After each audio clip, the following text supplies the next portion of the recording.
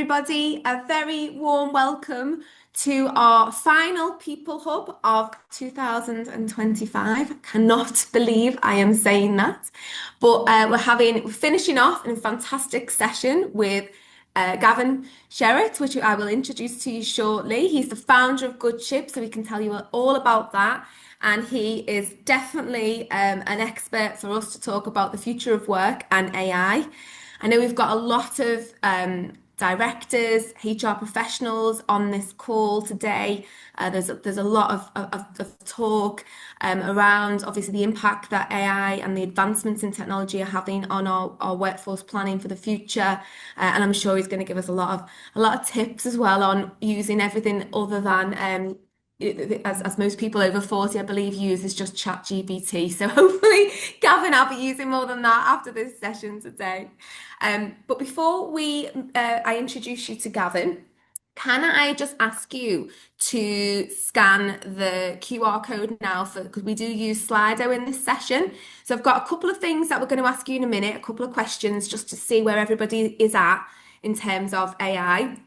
And sort of how far you've embraced it so far. But it's also an opportunity for you to be able to ask any questions to Gavin. You can use the inbox as well and ask questions, but this is going to be a Q&A session. So I'll ask some questions. I'm sure it's going to flow lovely. But equally, if you've got some questions that you'd really like to ask as well, please do use Slido. So I will remember to do this as well. Okay, so if we then move on to the questions, just to warm us all up first. So if you're on Slido now, can you vote for me of how often do you use AI tools? If you just click on the send as well, and it'll go live on the screen, so we can get a bit of a feel for where we're up to and how many people are using AI on a regular basis.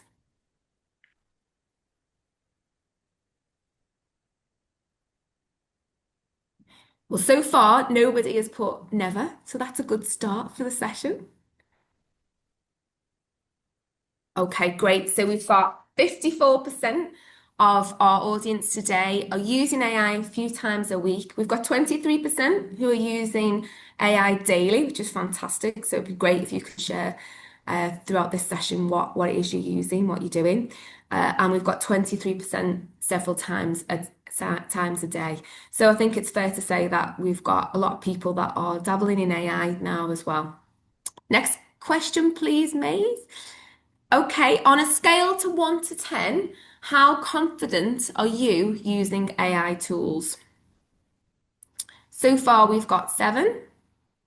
Oh, here we go.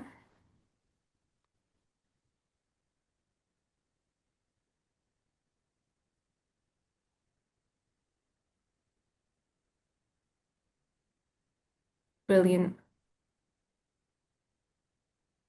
Okay. So we've got an average score of 6.8. Okay, that's really, really interesting for Gavin to see as well. So we've obviously got, a level of confidence in the room, which is fantastic. I think we've got our next question, Maze.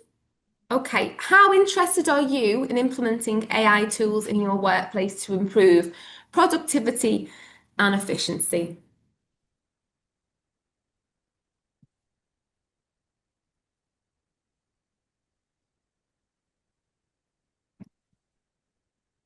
Oh, this is really good to see. I know that some people obviously are a little bit nervous around AI, a bit resistant to sort of what it means. There's a lot of scaremongering as well at the moment in the press. So that's good to see. We've got 58% of our audience today that are very interested and very eager, no doubt, to hear what Gavin's got to say today. And we've got 33% who are somewhat interested, can see the potential benefits. And then we've got 8% that are neutral, so open to it, but unsure about the impact. Brilliant. Great. Okay. Thank you very much. I think that's our final question there. Yes, it is. So I would like to warmly welcome Gavin. Gavin, it's great to have you on the session today. I know we've known each other for a long time, but we've not spoken for some time. So I'm really interested to see where you're up to. I see a lot of fantastic news in the press press about you. So Gavin, would you be able to share a little bit just about the GoodShip, Mashbo, what you're doing with the chamber? It'd be brilliant just to know where you're at right now in life. Okay, good morning, everybody. So I'm Gavin, I'm the founder of GoodShip. We're a collaboration agency. What that means is we actually do truly collaborate with our partners. We get involved, we get our hands dirty, we work in the businesses as well. But the beauty of being a collaboration agency is that we're adaptable as well. So we have a network of about 27 local technicians, creatives, micro agencies. So I've got a kind of true feel of like Liverpool circular economy going on as well. So we launched GoodShip September last year, following the closure of Mashbo. We kind of closed that down, which was a traditional software development consultancy. This is now about using our minds a little bit more and kind of being more human. It's kind of weird because a lot of the stuff that I do, everybody sees kind of like the technology side, but actually 95% of the time I'm working as human to human stuff, and it's actually empowering people and kind of making them think differently. Probably a little bit of my own neurodiversity helps me to think differently and see things differently. And yeah, we kind of open doors in different ways. Our current client base is very diverse, from Port Vale Football Club to Clatterbridge Cancer Centre, Liverpool Chamber of Commerce. We're working with a literacy tech startup called Eden 51 based in Liverpool. And we just started working with an immersive technology company called Arc Immersive as well. So it's very broad in who we work with, but the processes are the same. And tomorrow I'm working with a project called Public Life, which is 9 underrepresented entrepreneurs from the city. Apparently they had 220 applications for this program. So they've got me for 5 days, challenging them, looking at how they can work differently. And we're going to reconstruct their pitch deck just using ChatGPT and Gemini. So they get to choose the weapon of choice. We're going to just teach them how to use the tools differently. Brilliant. Brilliant. Great. Thank you very much. It's good to know. And I think I would definitely always class you as a tech expert. You've been in tech and digital for a very long time, which is great. So great to have you on the session today. So I thought maybe, Gavin, if it'd be great to sort of kick off by obviously talking around the advancements in tech, I think we all feel that very quickly we have adopted AI. People are trying to use AI, and particularly from a HR perspective, a lot of people are now looking at what the workforce will look like in the future and how we plan for that. So, have you got any views that you could share with everybody today on like what you think we need to consider and what you think sort of the future Yeah, workforce will look like? I think the future workforce, you've got to look at giving your staff space and time. And this is a hard thing as business owners, as like kind of giving your staff time to play. And it's kind of really weird. Like earlier this year, I was quoted in Forbes magazine talking about this. So I get a little mic drop there. And it is about my thinking of how we bring elements of play and what we're doing. And it's something that I'm doing with my work with the Chamber of Commerce, that next year we're planning Sorry, playtime. love. Oh, right, the change in the So it's looking at kind of what we do with people, but let them explore themselves as well. But we set rules. So I think obviously a big concern for HRs and directors is data privacy. And I know that's kind of coming in the questions up, but looking at kind of how you protect what you're using, reading the terms and conditions. We all bought iPhones. We never read the terms and conditions. It was just shiny.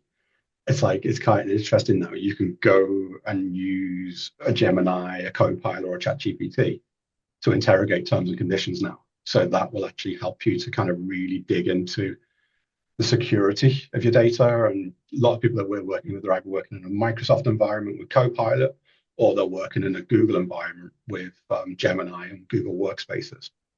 So if we're in the kind of the more mature versions of that, obviously that just means you're paying for it. It's the level of protecting your data, but it's also as well that we kind of look at like, have you got permission to put that data into these systems? So again, talking to the people that you're working with and who you're collating data from, it's understanding that the data processing is there, We're in the world of data science right now. So one of the things that I really encourage everybody to do is like start building relationships with the local universities. That's what we've been doing. Like we've got two internships on at the moment. One's a data scientist and one's a content creator, and that's kind of another side of kind of where the future of work is going to be, as storytelling. But we're working with a second year of data scientists to help us structure data ready for more interrogation from AI, so that we kind of build our models around ourselves. So if you look at kind of how AI works, we kind of build agents, or gems as they're called in the Google environment. And that's effectively like creating your own virtual employee. And in the HR world, treat them like an employee. Don't just give them everything in one go. So this is what a lot of people, kind of the failings of using these tools is, they just think it's magic. As I put a document in here and you're going to understand my business straight away. You're not. If you can build up an understanding and conversation with your own kind of AI models, it starts becoming part of your business.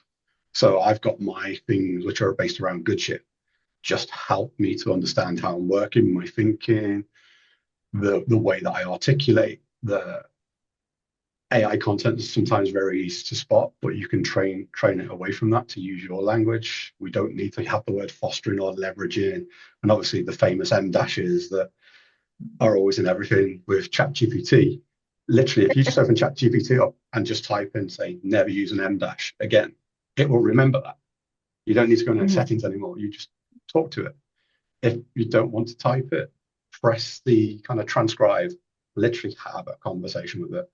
It's like when I'm working at home, it's like my family often think I'm on a call. I'm not. I'm actually talking to my AI models, helping me to kind of think about different things and look at different perspectives.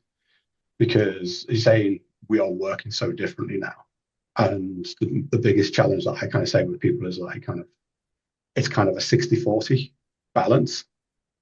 And saying if we can eventually get to like 60% of day-to-day kind of grunt work, the hard work, the stuff that some people think is boring, but some things that we all get excited about because that's our passions, that we can get that semi-automated, but in a way that we're working with it, so we can sense check it. We can have 40% for creativity, and I think this is the future of work. It's creative thinking, and it is almost the time for the neurodivergent to kind of come in and step up now, because people with neurodiversity, they think and operate in different ways. It's like with my own kind of thinking, I used to call it kind of the Rain Man moment. So obviously the Tom Cruise film and Dustin Hoffman, but he was just card counting, but that was part of his neurodiversity. It's like now it's like saying we go into a project, you see something quite quickly, but it's about kind of digesting that and not just shooting an idea out. And it's like kind of and going and using my AI models and discussing it with it. As I've seen this, you solution quicker. So what do you think, Gavin, would be sort of what sort of like human skills should we be developing, I suppose, personally, and what should we be considering for our people within organizations? Like how can we help them to develop these sort of skill sets? I think looking at kind of some of the work that I'm doing with Eden 51, which is a social mobility project around literacy, it's understanding people's core skills. Like people keep calling them soft skills, we're calling them core skills, essential skills, kind of in the language of this business, because it is about being able to understand instruction and ask for help or interrogate different things. So if you look at the way that McDonald's or KFC interview their staff, they don't care if you've got qualifications. They're all about your communication skills and your ability to operate. And that will be even more so in every business. Is like you see the peaks and troughs of networking. I would definitely say with junior members of staff, put them in a networking environment so that they learn to articulate the value piece of what you actually do as a business. It's like I've created one of my agents like works a bit like Simon Sinek. He's like a famous TED talker, and it's like the power of why.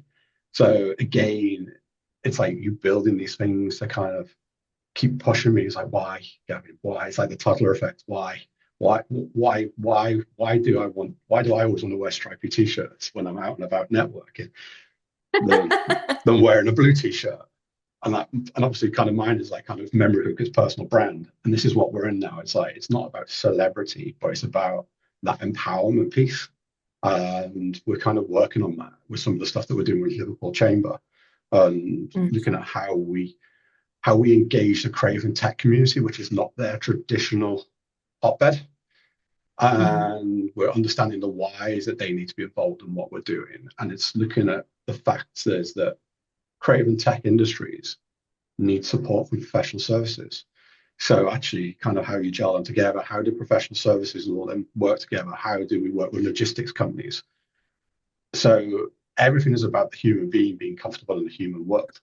And you'll all see it as well, like with a Gen Z kind of generation. We're not kind of seeing the telephone being picked up. We're not kind of, we will send an email, we'll send a message. And we're kind of pushing a fundamental shift back to the human side, because the AI is giving us more time to be humans. And I think this is kind of something that we have to sit on as a community, as understanding, like, how do we give our staff time to become human again and not drown them in work? Because that's where opportunities will come from. I did a project with Liverpool John Moores University earlier this year, and we took 15 soon-to-be graduates from multiple different courses, from criminology, psychology, English language, through to computer science. And we created a virtual GoodShip for a week. And we taught them how to talk. We taught them how to research. We taught them how to ask questions. And this is where we should be using some of our AI tools, is ask it to train us, ask it to challenge us. Like, ask us to kind of go and talk to 10 people about our business without selling to them, but let them understand the value of our business. And I think that's it. That's what's interesting, Gavin. And it was interesting before with the poll as well, where some people were a little bit unsure of sort of AI. You do hear it a lot, don't you, where people are very nervous at the moment that we are going to be replaced by robots. As you know, obviously I work closely with a lot of employment lawyers, and they sort of think, will there be a role for us in the future? What's your thoughts around that? Because at the moment when I'm looking and I'm asking, I always ask. I use Claude. I'll always ask Claude like questions just to see. I know our developers in 1HR will ask questions, and it makes mistakes, and it still needs that human interaction, to sort of get it right. How do you see that in the future? Do you think we're going to be replaced? No, I don't think we're going to replace. I think it's an enabler, it's a tool. We hosted an event last week called AI Tech for Good, which is one of our kind of bi-monthly events that we run. And we have different subject matters on each event. So this one we were talking about was about creativity. The most contentious thing with AI is like kind of AI creates vanilla, but AI can create kind of Willy Wonka style flavors if you push it and talk to it and you're creative. And again, I think what AI is going to do is going to push us as people, as like kind of, you can have some of the lazy process ways and things just happen. So I have a CRM system called Folk, which I use, and I'm lazy with it, but it's great because it reminds me to follow up with people. It kind of starts building up research on people. It scours if people are mentioning stuff on social media. So again, it's like kind of, if it's relevant, I can talk to them. So with some of the stuff that I'm doing with Clatterbridge, it's like it's helping me to understand their world, but we're kind of talking to Clatterbridge, not about AI, but about immersive support. And it just kind of helps me do my research. It's like a simple thing that you could do to help your staff is ask them all to create a weekly prompt that does some research for them and gives them things to read. So not just go, here's the research, actually read it. You can then kind of ask it to test the staff on it.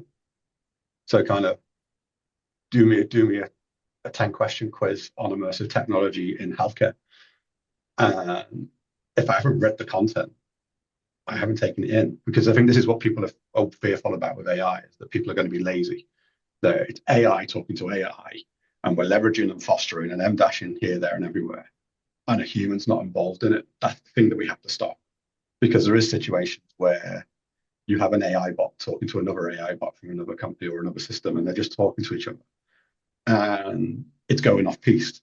So you're not actually having the true piece of content, the true value that comes in, because I think this is where you have to be worried about, is that could AI devalue the value, the brands, the service that you've created by articulating it in the wrong way, or desensitizing it and using like the wrong kind of lexicon, so not using your language. So this is where we kind of look there. Yeah. And am I right? I when I've been on a couple of sessions and it spoke about and I can see this even from when I interact with sort of Claude, it will sort of compliment me, you know. So if I say asked it something political, or I asked it something about a situation, you know, I was in, it will always sort of take my side, you know, and we see that. I know when I'm talking to a lot of HR professionals, they're seeing a real increase in like grievances, ACAS sort, and you can see that it's been drafted by AI, because AI has gone, oh, that's terrible the way your employers treated you. You must do this. And I suppose Yeah. that's the concern as well. Sometimes, isn't it? It's not a fair sort of balanced view. It's not. Is that Yeah, but if you ask it to start acting like a professional, right? so Okay. again, so if you're just going in and going, tell us how great Gavin is, and I was like, kind of, if you kind of go as like, act as a business consultant working in these fields and doing these different things, measure against the advice that Gavin has given us, and it won't just give you the compliments, it will challenge. And I think this is the key thing as well, and especially in the world of consultancy. The only right is the success of the business. The way you get there is a different route. As I say, and I'm working with 9 entrepreneurs tomorrow that all do very different things, but I've got to teach a lesson in a linear way to start off with. But we've built this 8-stage kind of prompt investigation system, which will start telling different stories to the different entrepreneurs after stage 1. So it'll adapt. But again, it's how you sense check.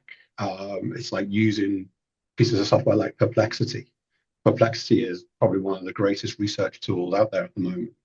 And Perplexity Pro, it just works like a research assistant for you.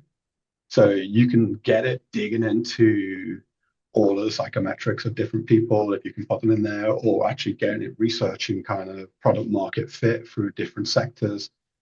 And it is like having that research assistant working on your business, but they're working in minutes, not days.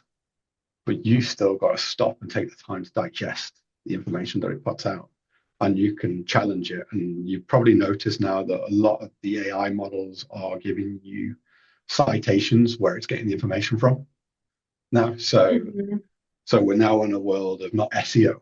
It's like, kind of, how do we get our information being picked up by the different GPT models, the Geminis, the Copilots of this world, because we don't search anymore.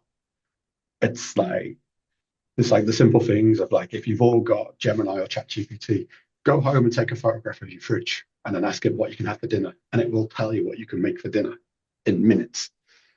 Brilliant. It's like little things. But if you bring that kind of simple thinking of, like, this is what we have, into your work scenario, and you kind of go, right, these are the ingredients of what we have as a team, and ask it how we can operate better, but ask it to act as what your business does and who your target customers are. It will help you shape your messaging. So it's a great research tool. And again, it's not, and it allows the humans to be humans again. I think I'll always keep coming back to that. The machines right now in this day and age are an enabler. And we're looking at that with some of the stuff we're doing with the chamber. So we're launching an AI Academy in January, which again, for all their members, can kind of come in, and it's a 15-month supported program through an AI product that adapts to every individual in your business. So it's like those old books when we were younger where you could choose the different narratives. It's like, do you want to go left or right? I'm going to go to page 46 and the story changes. This is kind of there now. We've got these agentic agents that are helping us to shape who we are because we've got these lovely buckets of information that can support somebody. So you could go into this system and go, I'm a junior marketeer. I work in this type of industry. It will build the course around who you are and what you're doing. This is where we're at now. But that person picks up that knowledge. I would hope instead of having a 35-hour week, they could have a 30-hour week. And all of a sudden, there's 5 hours of the playtime, as I was kind of referencing to earlier, the time to go and explore. It's like, kind of, how do we give the humans time to play? It's like, because as children, we learn more by playing. We learn more in the classroom. That stimulated us as younger children before we kind of got into the high school mechanism through play. And saying, high school mechanism, I left school with 0 qualifications because that was the wrong learning environment for me. I go to art college, where I'm kind of allowed to play again. I get those qualifications because I'm working and learning different. And this is the beauty of AI, because we can adapt it to the different mindsets.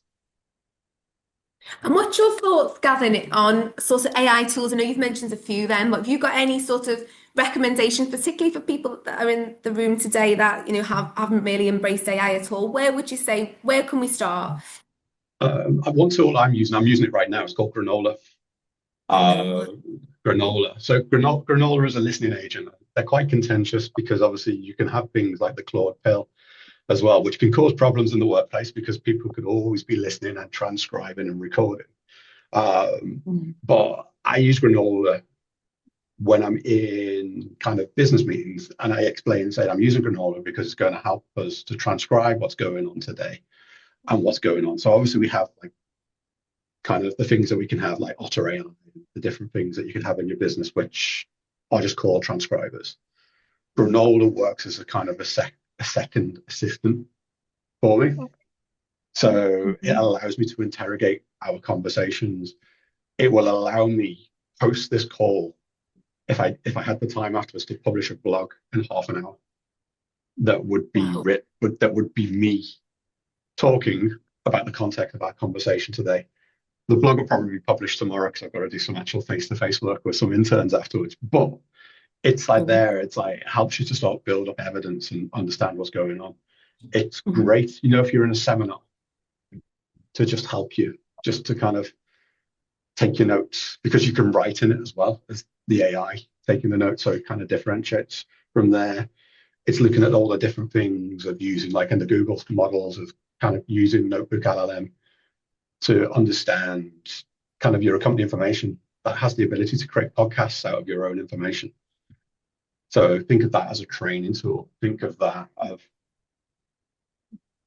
onboarding a new person and going, right, create me a 30-minute piece of content about company culture and how we operate. It's repetitive stuff. So, and I think we have to look at as well as like, because there's billions of tools. So you need to drill down to what the things that you're doing.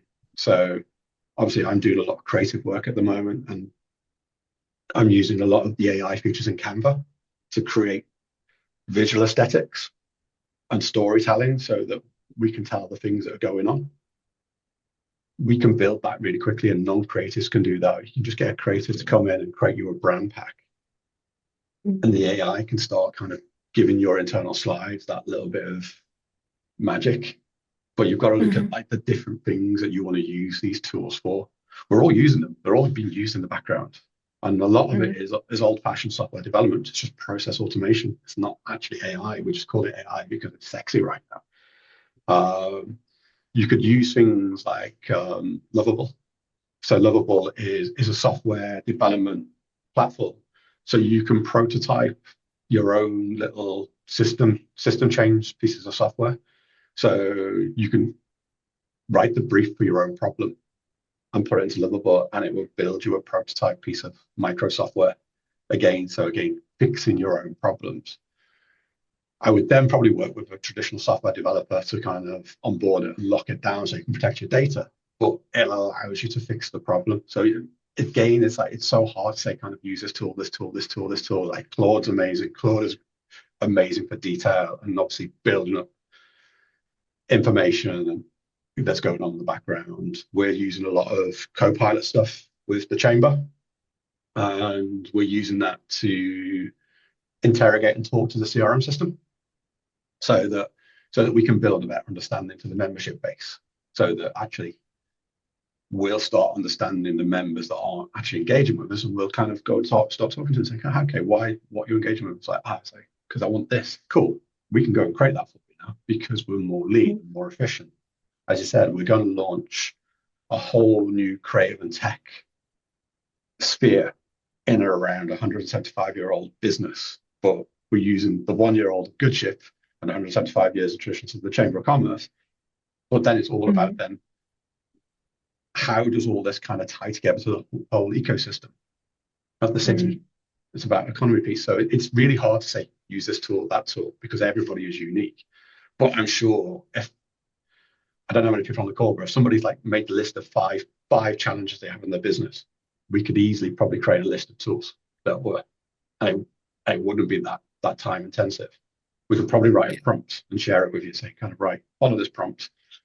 This will highlight the tools that you should use, and then investigate it or use people like ourselves to help kind of interrogate it a little bit and kind of go, right, let's build your AI plan. And it's like, do you want some hand holding? Do you want us to help? Or do you want to just go and play? But again, use the AI tool to read the terms and conditions so that you're not giving anything sensitive away. The other option is, though, creating your own models. Obviously, it's a lot more expensive, but it's not in the realms of where it used to be in software development. It's now, we can create these like lovely closed models, and we can build a tool to do the things that you want it to do. We quoted a project for a tire company recently, and it's about building a profile of a tire in a car without a human being typing anything. So, Wow. So again, it's like that is possible, and that used to cost hundreds and hundreds of thousands of pounds to do that. It doesn't anymore. It's now about being smart. Yeah. Obviously you've touched a little bit on privacy a few times now, and it's something that I'm always really conscious of, and I've been on a couple of sessions with barristers and employment lawyers and things where they're very concerned about, I think there's the trust element right now where people are using the free versions of all of these and not checking the sort of privacy settings. So have you got any tips for people today, Gavin, on maybe like what they should go and do if they are using some of these tools now? Well, I think as a business, you have to set a policy, like have an actual visible policy. As you said, you've spoken to kind of barristers and lawyers. We've done stuff with people and they've gone, you don't have a policy on this, so you can't police the staff. And again, it's understanding kind of what is truly private data and not putting those into these kind of public models. This is where like building your own systems comes in. So again, like you'll have elements of HR and like AI in the back of one HR that's kind of helping you to kind of interrogate data or remove. That's brilliant because it's closed. It's kind of you've invested into a system that is yours. So again, it's like looking at the system that is yours, the things that we're doing with Eden 51. We're building our own teaching assistant model to actually help the teachers, to give the teachers some time back. No actual benefit to our end users, which are the students, but it again brings the teacher back into time. But the information that goes in there stays in our ecosystem. Doesn't go off into ChatGPT, doesn't go off into Copilot. It's our model. So again, there's lots of talented people in the city now that can build these models for you. And again, it's about having probably kind of your own kind of fractional AI developers. And again, that may become a new kind of role that comes in. It's like kind of a lot of my roles are fractional and some of them are project based. But having fractional minds in the business, because these things move super quickly. So last week, Google released about 6 new products, which are just mind blowing. So they kind of keep pushing and pushing. So they built they launch a new product which can help with marketing, and you literally just chuck photos and your website at it. And if you're using the Google environment, it knows what you're talking about, it knows your product, and it will kind of give you a selection of marketing assets on a regular basis. It's only available in the States at the moment, but it's coming to the UK next year. But you kind of look at that, you go, right, we talk about the shift of jobs. That's a junior creative's job. Kind of gone. Well, it's not really gone, because actually most of the people probably here aren't creative people. You still need that creative person to go, you know what, that's really good. Like, actually, can we challenge it a little bit and change the typography? Again, it's coming back to the human mind that we've got to champion there. Absolutely. And is there anything that people should be? I mean, when I've been on one of these sessions, I made sure I'd change at the time, you know, my sort of privacy settings as well. So it couldn't, not that I ever disclose anything in there, but, you know, so it didn't share any sort of any information. Is that something that people maybe should go away and do today? Yeah, do that today, but also like go and ask ChatGPT or Gemini as well. Like saying, these are the systems I'm using. How can I make my data more secure? And it will genuinely give you the right answer. It's like 99% of the time, it's like it will lead you to the right things. It's like little things. There's a setting in LinkedIn at the moment that LinkedIn have just put in there, where if you don't change it, you are training the LinkedIn models around you. And it's kind of, and again, there's lots of things on there, and it's like, it says it's not taking personal data, but it's obviously understanding how it can work with you and kind of understand you a bit more. But actually, do you want to be giving that information away? Probably not. And that's the simple thing. It's like, it's the old adage, isn't it, of like, kind of, we're of a generation, probably like when social media came out, we gave way too much away about ourselves in the early days. That is there forever. We can't delete that. But again, so it's about that strategy, as I say, use the tools to interrogate the terms, use the tools as your kind of assistant, your virtual assistant. Say, hey, I'm going to use Halo, and Halo's another marketing tool. As I kind of, will this protect my brand, blah blah blah, and go and it will say, it will flag up the different things that are in there. It's like, we did it the other day with a grant offer for one of my clients, and it highlighted some concerns. But when the client asked it, it got different answers. When I asked it, it gave us the scary answers. But again, because I asked the right questions. So again, I think the takeaway from this is like using them as like asking the right questions of it, using it in the right way. It's not necessarily what you're putting into it at this stage. Use it as an assistant. As you say, use it as an enabler. I think some of it's like slow down a little bit and build the strategy about your data. As I kind of look at kind of how data is going into and what you want to use the data for, and saying, is it something that can just be done through a SharePoint Copilot environment or a Google kind of workspace environment? Or is it something that we want to build a micro tool for, that we have now just bought some server space, we've encrypted all the information, it's sitting in that space, and our own little agent is actually doing the work with our data. And we see that a lot with legal practices.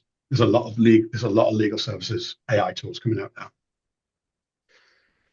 And their data security is like Fort Knox, which is why you pay the thousands of pounds for.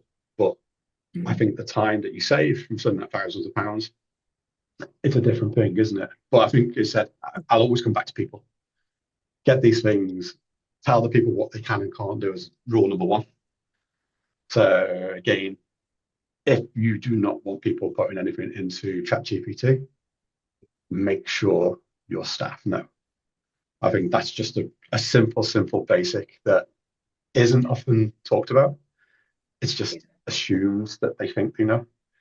I was in a very large organization last year, and a member of staff said, I did that my last job a couple of years ago. And I was like, you were working here 2 years ago, and this didn't exist 2 years ago.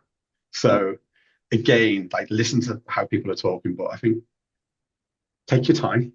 It's like kind of this isn't a sprint, this is a marathon. But the thing is, the sprint is the new tools constantly coming out. But look for the tools that are right and fit for purpose for what you are doing. And I think that's a key part of it. That's a key part of any strategy of kind of going right. And try and limit and try and limit them as well. It's like, so maybe start if you're kind of fresh into this, say like we're not going to have more than 5 tools in our tech stack to start with, because otherwise you could go shiny, shiny, shiny, shiny, shiny, shiny, shiny. Next minute, you know, you're burning £1,000 a month on licenses, and nothing's getting used, and you've got fragmented data in all different places as well. So you look at, because I'm just conscious of time, you look at like different things like Typeform for data capture. That's got amazing AI tools in the background to interrogate the data from capturing stuff. So again, if you kind of go, oh, what use for data capture, is that your tool? Microsoft Forms could do the same, but then you kind of need to use Microsoft Power BI, which is a different sphere. And again, you're kind of talking, you're back into entry-level data science. Most people on here aren't data scientists. They just want the facts. Absolutely. Maisie, would you are there any questions on slides? I'm just conscious of time in case, because I've asked all the questions, Gavin, and there might be a couple that have come through from anyone else, or they may have been just... There's just one. I'll pop it up on the screen now. It's just about the AI Academy. Okay. Yeah, so the AI Academy, I think it will eventually be for outside chamber members, but I think it's kind of looking at something of like kind of how we're evolving. There is an entry-level product coming from the combined authority from the same provider, but then this kind of goes on to the next sphere, and it's like kind of looking at what's going on there. In addition to that, we are going to do a lot of in-person events as well. So the kind of sessions like this, where you can just ask experts right. And I think that's what it's all about now. It's about conversation. I think that's a really important thing now. It's like the more people can talk to experts and the experts are accessible, you just need to come and find us where we're hanging out. Definitely. And it's like anything, isn't it? I think, as you said before, AI is the sexy term right now. And you'll get all these AI experts bringing up. It's a bit like when you get all the business coaches, and it's obviously, it's like, it's finding the ones that really are like yourself, Gavin. I was going to say, find the ones that aren't doing the sales pitch. I think that's the best thing to do. Exactly. And I think it'd be good. Well, obviously what we will do is share your information afterwards. We have got a lot of people on the call today that are nationwide as well. So if there's any other things outside of, I don't know if the chambers are getting involved in this as well, it'd be great to be able to share any information that you've got, Gavin, on this. Yeah, and I'm happy to kind of give people like half an hour of kind of one-to-one insight as well, because again, it's about relationship building and kind of going, right, if I can just point someone in the right direction, think this way, start your journey. Yeah. Brilliant. Well, I know as well, Gavin didn't feel so great this morning, so I really, really appreciate that you've come on this call and you've aced it, and very thought-provoking. I've made lots of notes. Thank you so much for the session. As I say, we will share your information, and also we will share the sort of video afterwards as well for people that couldn't make the session. So thank you again. Amazing. Thank you. We obviously are back in 2026 now, so I just want to say thank you so much to everybody that has attended. I see a lot of familiar faces every time at peopleHUB, which is fantastic. We've covered a lot of topics this year. Obviously, it's ended on a very, very interesting, thought-provoking topic that, as Gavin said, is a marathon rather than a sprint. Really am keen to know if there's anything in particular that you would like to look at next year as a topic. If it's the first time you've been to peopleHUB, this is something that you are more than welcome to attend on a regular basis. We do have an online community as well. It's people that, it's in the name, it's anything to do with people, so whether that be HR, health and safety, a director of business. If you have to manage people in some way, then this is a great place for you to be able to share good ideas, and we can all grow together. So sounds weird, but I'm going to say have a great Christmas, and I will see you all in the new year. Thank you so much.